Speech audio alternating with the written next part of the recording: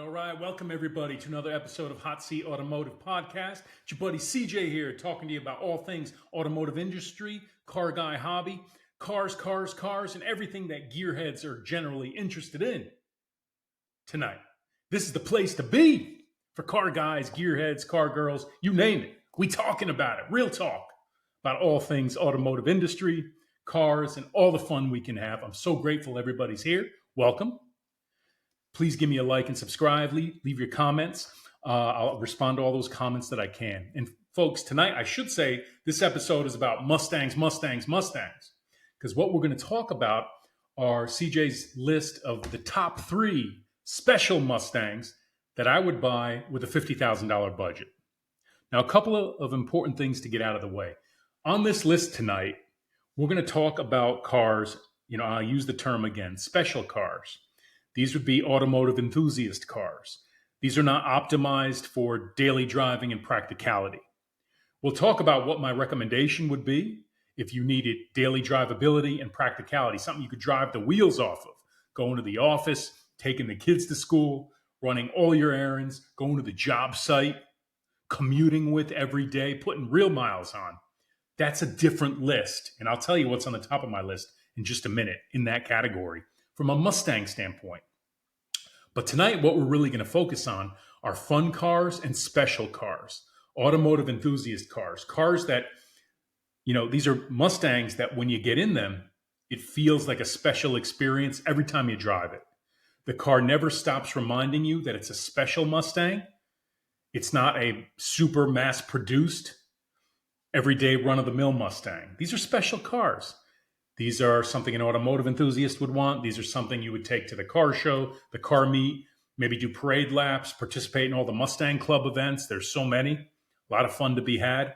You go to the drag strip, whatever you might want to do. But every time you get in this car, it's special. People who see it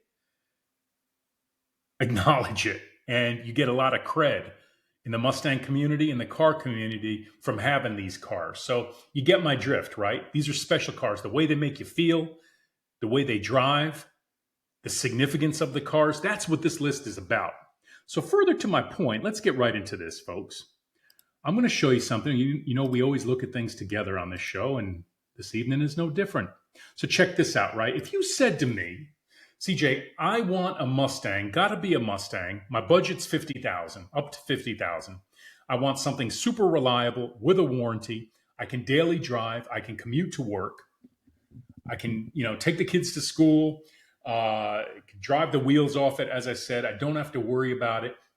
I would strongly recommend a 2021 to 2024 Ford Mustang GT. You could go brand new, or you could go pre-loved, as we always say, or used. This one happens to be a beautiful example of a 2024 latest generation Ford Mustang GT. Now, there's a lot of upside to this. The car has ridiculous performance with that Coyote engine. You can go automatic. You can go manual with these cars. What I'll say, though, is it's not a special car. Hear me out, Mustang guys. Don't freak out on me. Your buddy CJ's owned a bunch of Mustangs. So I put myself in that category. I've been a Mustang guy. But having said that, the GT is a super mass-produced car. So the special factor isn't there. Super practical, high performance, an incredible car in its own right. But that special factor beyond what you might see, you drive around your city, you're going to see dozens of these cars all day, right? The cars on my list tonight, though, you are not going to see dozens. You're not going to see dozens in a year unless you go to a lot of Mustang events. These are all special cars for under $50K.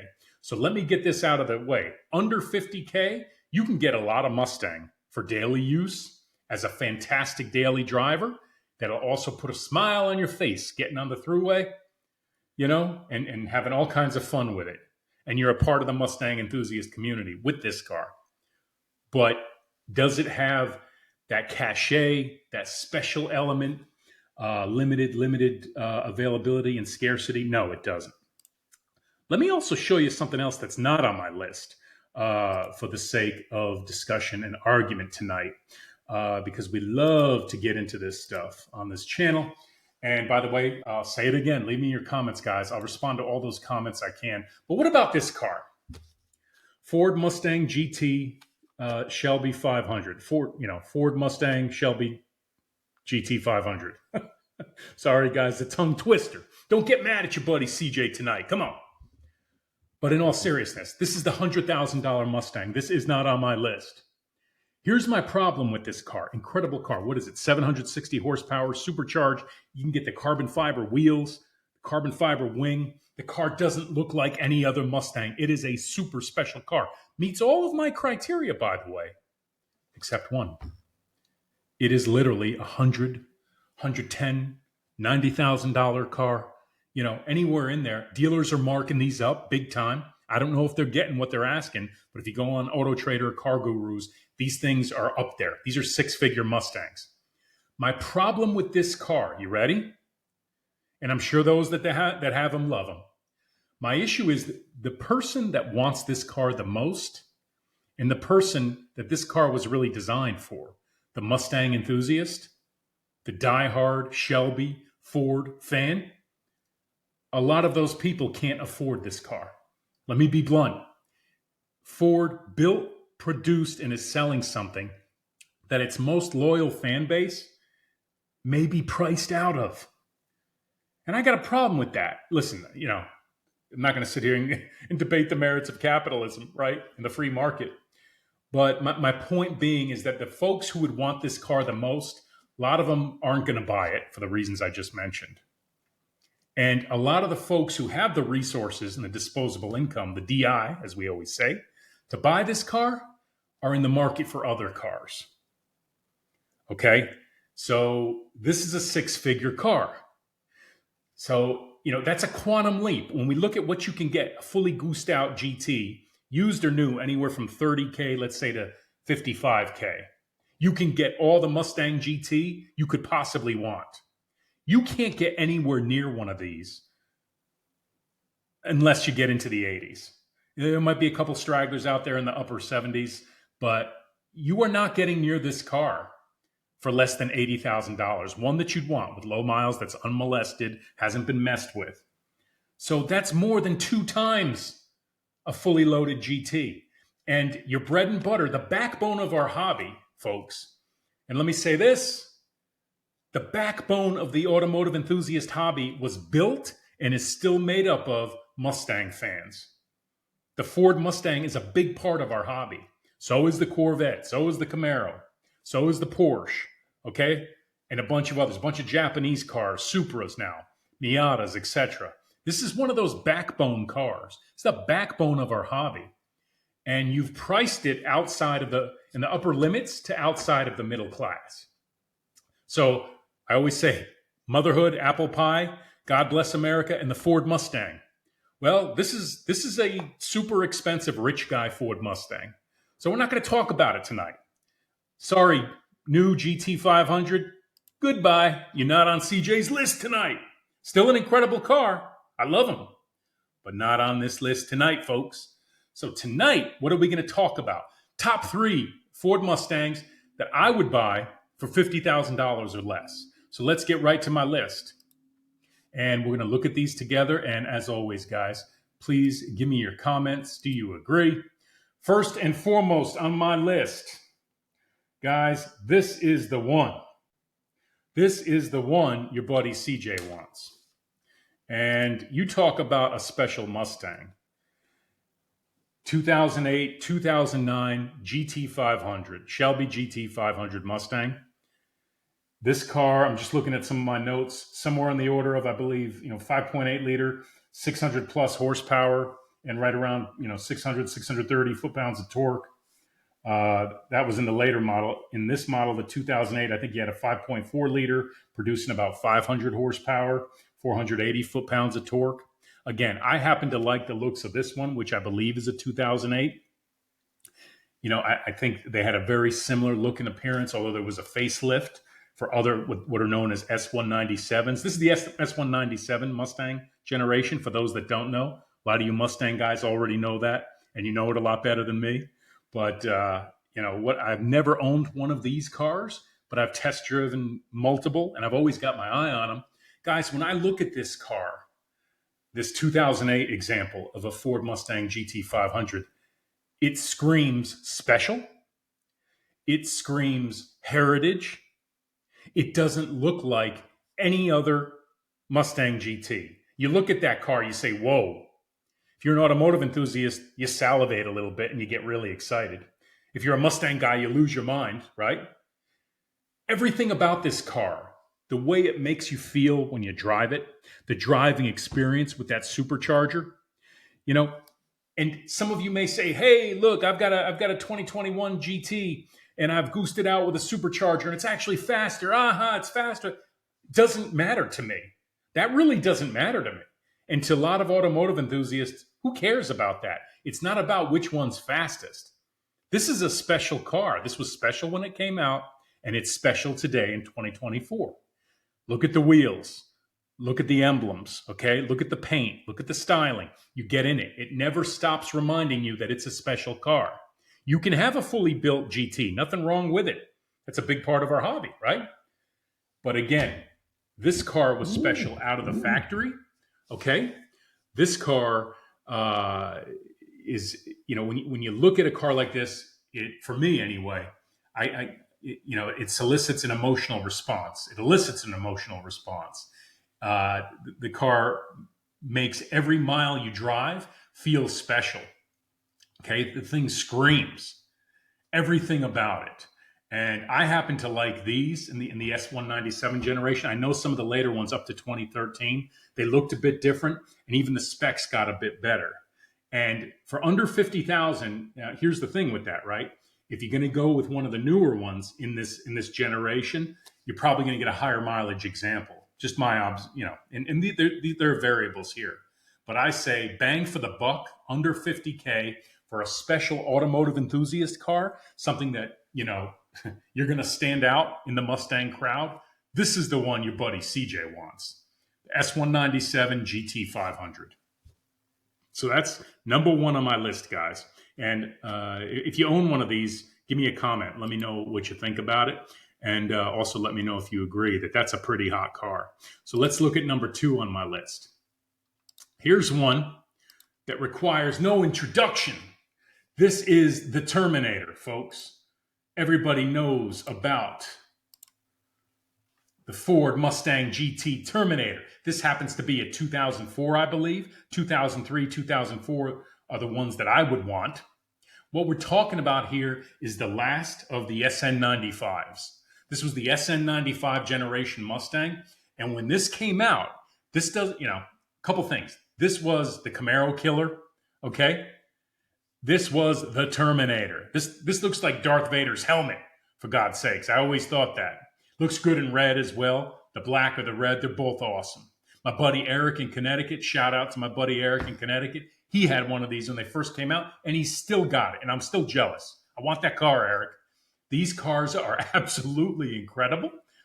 Again, from the significance of what they meant when they came out, of what they were, of the desirability, the technology, the supercharger, the appearance, everything was sinister, aggressive, super high performance, right? This put an exclamation point on the SN95. Now, the one thing I'll say is when we compare it to the S197 GT500 that we were just looking at, the styling cues are obviously not as aggressive. This is more, dare I say, more subtle, yet sinister. Whereas the GT500 just screams, Shelby, race car, vintage heritage. This is kind of, as I said, the exclamation point of what was that modular engine era, for those that know it as that, in the SN95. Your buddy CJ had a brand new Mustang GT from this generation, which I loved. And when this car came out, priorities just were what they were. And I'm a realist, those that know me, and always happy to talk to young automotive enthusiasts. But at the time, I had other priorities, so I couldn't go out and buy a Cobra. I got the car that I could afford, and that made the most sense to me. It's kind of like the situation I was talking about at the top of this episode, which was if you want a high-performance car, reasonably high performance, a lot of fun, with a warranty, your best bet is certainly not the 2004 Cobra today. Your best bet, under 50K is going to be a new or newer Ford Mustang GT if you got to be Ford. That's your buy. This car is not your buy as a daily. If you're a young dad or a young mom, you want a fun car, unless you got plenty of disposable income and cash laying around, don't go dump it on one of these. It's not very practical. But if you're at a point in life, and if you have that disposable income, this would be a great car to get into. As a Mustang enthusiast, as an automotive enthusiast, and anybody at the car show, anybody at the track, anybody at the meet is going to know what this car is. Anybody who is any kind of, in my mind, any kind of real automotive enthusiast is going to know that this is the Terminator. This isn't a GT. This isn't some run-of-the-mill Cobra. This is a very special and significant Cobra. So that's the second car on my list. Now, I promised you guys I'd get to my top three, but I'm actually going to throw a wrench in here and throw out something else that is not on my list before I get to my final car. Okay? Before I get to my final car, here's another one that is not on my list that's also a bit controversial, I think. A little bit of controversy. Y'all know what this is? This is the Dark Horse, the 2024 Ford Mustang Dark Horse. Now, this car is cool in its own right, but in order to get into one of these, you're looking north of 60K. For pretty much all the ones I've seen, it's 60,000 and up. On top of that, depending on your options, do you have the track pack, the carbon fiber, etc.? If you have all that stuff, you're looking at 70 to 80, maybe more. But then on top of that, the dealers are marking them up, depending on color. There's special launch colors and all this other type of thing. There's not as many. There's constraints, I think, on some of the options. So the dealers, again, listen, you can call them greedy dealers, what have you, but it's supply and demand. They're marking them up. So this is not your best buy, obviously, for 50K or less. Nonetheless, I do think it is a cool Mustang. Now, there are those that say, well, they preferred the Mach 1. I'm not a huge fan of the latest generation of the Mach 1, that's sort of the final Mach 1. The styling cues, were a bit subtle for me. There's another car on my list I'm going to show you that you can get for under 50K right now that I would buy over one of the newer Mach 1s. So there's that. But I wanted to mention the Dark Horse because, again, it is a special Mustang. And some of you Mustang guys might say, oh, CJ, it's not special enough. And that I've heard from folks, right? Is that for the price point they're commanding for this car, it doesn't have all the track credentials and the performance credentials above and beyond what a GT already has. You can draw a lot of comparisons between this and the 2024 Mustang GT. Now, why wouldn't you, right? It's the same platform. They are very similar, but I think I don't want to say it's a fatal flaw because I think Ford will do well with this car, the Dark Horse. What I will say is it's not special enough for a lot of Mustang guys who, they look at potentially stretching from what would be the price of a fully loaded GT into previously what was the Mach 1. Now looking at the Dark Horse, some of those guys who did or would have bought a Mach 1 are kind of saying no thanks to the Dark Horse. Not everybody, but again, the fact that it's kind of not special enough for some. There are some really cool things about this car. I've had my eye on a couple, but didn't pull the trigger on it. Maybe again, maybe subconsciously for your buddy CJ, it wasn't special enough. But an interesting car, but not on my list tonight, guys. So now the suspense is over. Let's stop with the suspense. Your buddy CJ is going to get right to it and show you the third car and the final car on my list of special Mustangs that are under $50,000 to be had for under $50,000. Check it out, guys. Here is your Ford Mustang GT350, another Shelby car. This is number 3 on your buddy CJ's list. A couple things on this. Under $50,000, you might be looking at one that's a bit higher mileage. It depends. They are out there. But this would definitely be at the upper limit of my number one assumption here this evening, which is that in order to make my list, it's got to be a special Mustang, $50,000 or less. And the Shelby GT350 does meet that criteria, but just barely, for a nice example. The other thing you got to consider is that there were some engine problems. Now, I don't claim to be an expert, but apparently 2016 through 2018 versions of this car with that Voodoo engine, they had a certain reputation that the engines could grenade, that the engines could explode. Now, that's probably an exaggeration, but in all seriousness, they did have problems. You do hear things about getting the oil changed every 5,000 miles. And some of the rationale, the discussion I've heard in the car community is this is a race engine. Like, this is a track car for the street. It's an extreme car. She's naturally aspirated, okay? She's got that flat plane crank and she screams. This is a high RPM car. You got to rev this thing to get the juice out of it. This is a driver's car. So again, it's not for everybody. If you're not a dude who wants that extreme driving experience, I'd say go Mustang GT, right? And you're going to daily the car, and you're going to have your girlfriend and your kids in the car, your wife, whatever. This may not be the right car for you. But if you want that true automotive enthusiast experience, that track car for the road, this is the one to get. This is an incredible car. And again, another one of those cars where everybody I know who has one of these cars will stop and talk to you and tell you that it is the best, most incredible Mustang and the best purchase of their life. This is actually the one I want, the white with the blue stripes. If you have this car, leave me comments and know that I'm jealous of you. And I want to come over and hang out with you. And I want to go for a ride in your car. These cars are absolutely incredible. And look at the styling. Look at those stripes. This is the one, the white with the blue stripes. All right? And now a lot of guys mod these. I say they're perfect the way they are.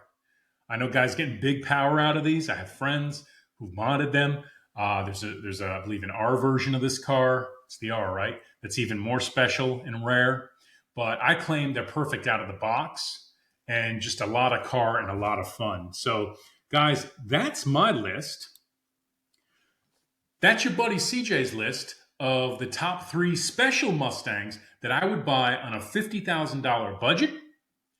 Again, I'd like to hear from you guys. What's on your list? You agree with my list? You disagree with it? Leave me some comments. You know I love you guys. You know I'm passionate talking about this stuff with you. I know you are too. So this was the Mustangs episode of Hot Seat Automotive Podcast. Guys, I'm super excited to have you this evening and every evening. Come on back, like and subscribe. And guys, I'll see you on the next one. Peace.